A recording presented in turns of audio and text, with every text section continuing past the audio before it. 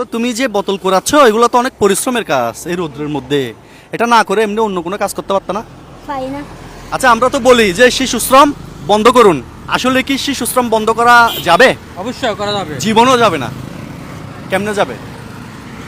আজকে যদি শিশু শ্রম বন্ধ করেন এই বাচ্চাগুলোর দায়িত্ব কে নেবে? আপনি নিবেন?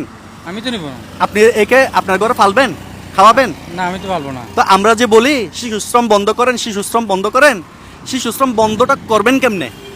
যদি আমরা ওদের কাজে যদি এগিয়ে আসি, ওদেরকে যদি আমরা সহযোগিতা করি, না, অবশ্যই। না, আমরা পারবো না। এটা হচ্ছে যে সরকারি একটা পদক্ষেপ অবশ্যই এদেরকে নিতে হবে। যারা এরকম এতিম বাচ্চা আছে ওর বাবা নাই, যারা এরকম এতিম বাচ্চা আছে, পথ শিশু আছে, ওদের যদি সরকার দায়িত্ব নেয় অবশ্যই তাহলে এবং পাশাপাশি যদি সুশীল সমাজ যারা আছেন তারা যদি কোটি কোটি টাকা বিদেশে পাচার না করে এই সমস্ত বাচ্চাদের দায়িত্ব নেয়, তাহলে শিশু শ্রম বন্ধ হবে। এর আগে হবে না। আমরা যতই বলি না কেন শিশু শ্রম বন্ধ করেন, শিশু শ্রম বন্ধ করেন, জীবনও হবে না। আচ্ছা একটা কাজ করলে কেমন হয়? ওকে আমরা কিছু কাপড় চোপড় কিনে দিই। ভালো হবে। এই এখানে মার্কেট কই আছে? মার্কেট ওদিকে আছে? এই যে চলেন তো, আমাদের সাথে যাবে? ভয় পাচ্ছ? ভয় লাগতেছে না? ভয় লাগতেছে একটু একটু? হ্যাঁ যাবে? চলো তাহলে আসো। ওকে পুরাপুরি সাহেবের মতো লাগতেছে?